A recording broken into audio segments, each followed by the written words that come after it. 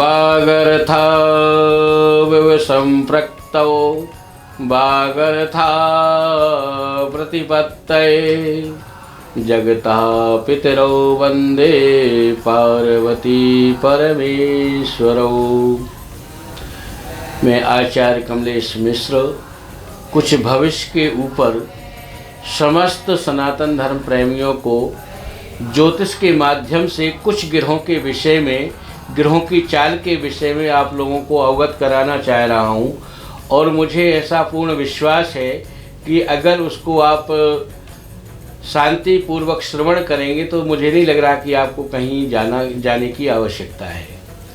देखिए, ज्योतिष का पहला सूत्र जो है वो है दर्पण। दर्पण का तात्पर्य शीशा। ज्योतिष वो चीज़ है सनातन धर्म के ऊपर, इस पृथ्वी के ऊपर, कि पृथ्वी के अंदर का भी वो देखती है, ऊपर का भी देखती है और बीच का भी देखती है। तीनों कालों को देखने में सामर्थ्य है। ज्योतिष ही एक ऐसी वस्तु है, ज्ञान है कि तीनों कालों को देख सकती, भूत को और भविष्य को और वर्तमान को। जब तीनों काल हम देख सकते हैं तो हमें सारी चीज़ें पूर्ण रूप से जानकारी में आनी भी चाहिए। मेरा ऐसा मानना है कि इस पृथ्वी के ऊपर दो ग्रहों के ऊपर ही सारी सृष्टि चलती है। कौन कौन से? सूर्य और चंद्रमा। चंद्र देवता जो है ना, रात्रि कालीन का हमें प्रादुर्भाव प्रदान करते हैं और सूर्य जो है ना हमें दिवस के रूप में प्रदान करते हैं। दोनों ग्रहों के आधार पर ये सृष्टि मतलब चल और विचल के रूप में दोनों ही कर सकते हैं। तो चंद्रमा जो है ना, सबसे पहले हम आते हैं चंद्रमा के ऊपर। चंद्रमा एक ऐसा ग्रह है, जाति से वैश्य जाति का है, जाति से वैश्य जाति का है। और चंद्रमा का इस बॉडी के ऊपर में 70% कब्जा केवल मात्र एक ग्रह का है, वो है चंद्रमा। जल तत्व बॉडी के अंदर में 70% विलीन है। तो 70% मात्रा हमारी बॉडी के अंदर में जल की है और जल तत्व में परिणत कौन सा ग्रह है? वो है चंद्रमा। वेद में भी कहा है चंद्रमा मनसो जायते। भाई, चंद्रमा सदैव मन पर चलता है और मन की गति ऐसी है कि वायुमंडल भी छू सकती एक पलक के अंदर। अपन आँख की पलक झुकाएं तो चंद्रमा वायुमंडल की गति को तय कर सकता है। उसको इतनी गति उसके ऊपर है चलने की कि वो पलों में कुछ भी संभव कर सकता है। तो जो चंद्र देवता हैं हमारे ग्रहों के अंदर में, जो चंद्रमा हैं, वो चंद्रमा के ऊपर, चंद्रमा जो है ना 70% हमारे शरीर के ऊपर कब्जा किए हुए हैं। और शरीर के अंदर जो हमारा मन है, वो मन के द्वारा हमारा शरीर चलता है। तो कहने का तात्पर्य कि चंद्रमा ही शरीर को चला रहा है, बाकी 8 ग्रह चला ही नहीं रहे हैं। भाई, मन के ऊपर चंद्रमा का राज हो गया और नेत्रों के ऊपर सूर्य का राज हो गया। तो जो हम देखते हैं और जो हमारे मन को अच्छा लगा उसी को हम कर लेते हैं। एक अग्नि तत्व में है और एक जल तत्व में है।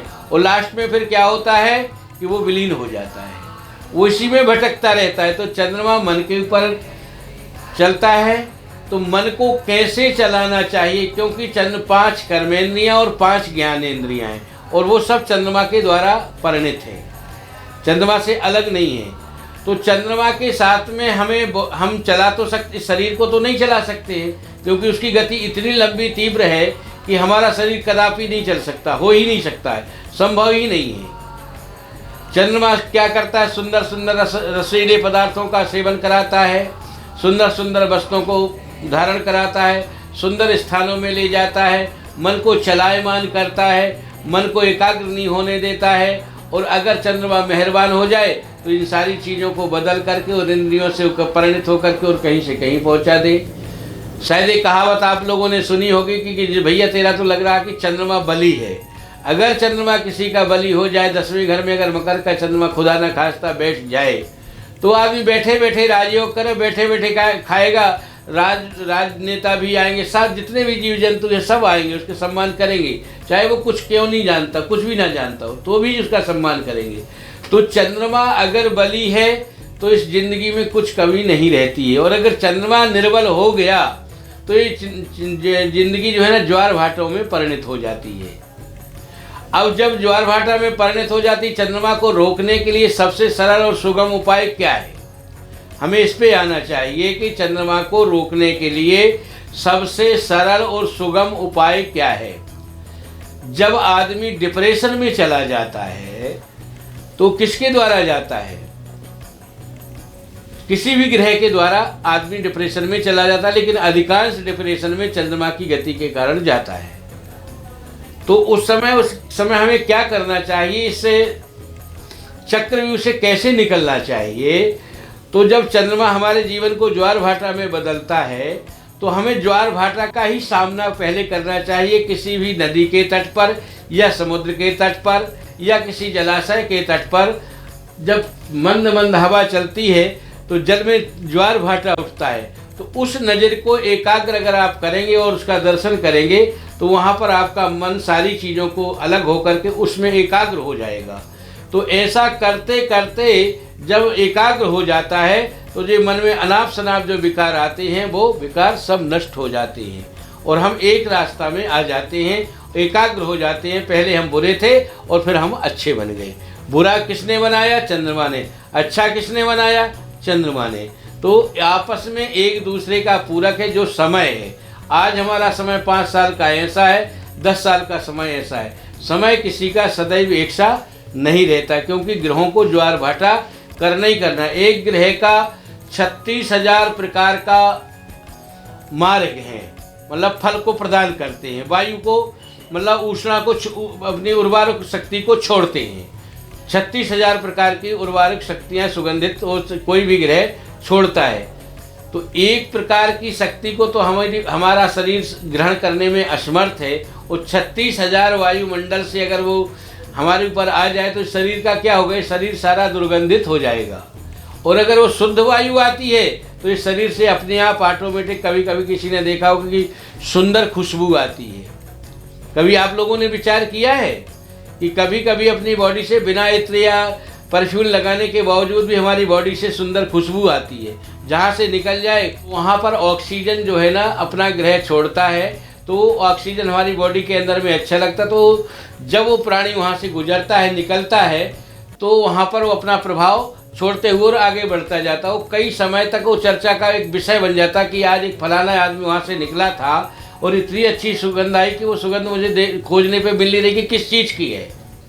तो चंद्र ग्रह अपना ऑक्सीजन बॉडी के अंदर में नित्य प्रतिदिन छोड़ता ही छोड़ता है। चंद्रमा एक राशि के ऊपर 2.25 दिन विचरण करता है। अच्छा ऑक्सीजन छोड़ेगा तो अच्छा होगा, बुरा छोड़ेगा तो बुरा होगा। मैं चंद्रमा के विषय में इतना ही कहूँगा और कल मैं आपको चंद्रमा के विषय में बहुत सारी चीज़ें और बताऊँगा आगे वाले एपिसोड में। तो चंद्रमा के विषय में जब तक आपको पूरी समझ में नहीं आएगी तब तक उस पे के ऊपर आप अनुचरण नहीं कर सकते हैं। तो सबसे पहले ग्रह को समझना चाहिए, ग्रह की चाल को देखना चाहिए, कहाँ जे हमें नुकसान कर सकता और कहाँ जे हमें लाभ दे सकता। कुंडली चक्र के अंदर 12 घर हैं, 12 घर में 9 ग्रह उपस्थित हैं। अब कौन ग्रह निर्बल है और कौन प्रबल है, उसी प्रकार से ऑक्सीजन छोड़ी जाती है। मैं चंद्रमा के विषय में फिलहाल में इस एपिसोड में इतना ही कहना चाहूँगा।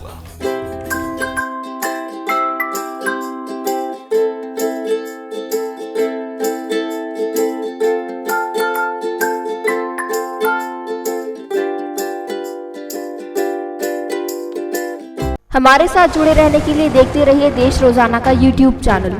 सब्सक्राइब कीजिए, साथ ही देश रोजाना की खबरें सबसे पहले देखने के लिए प्रेस कीजिए बेल आइकन।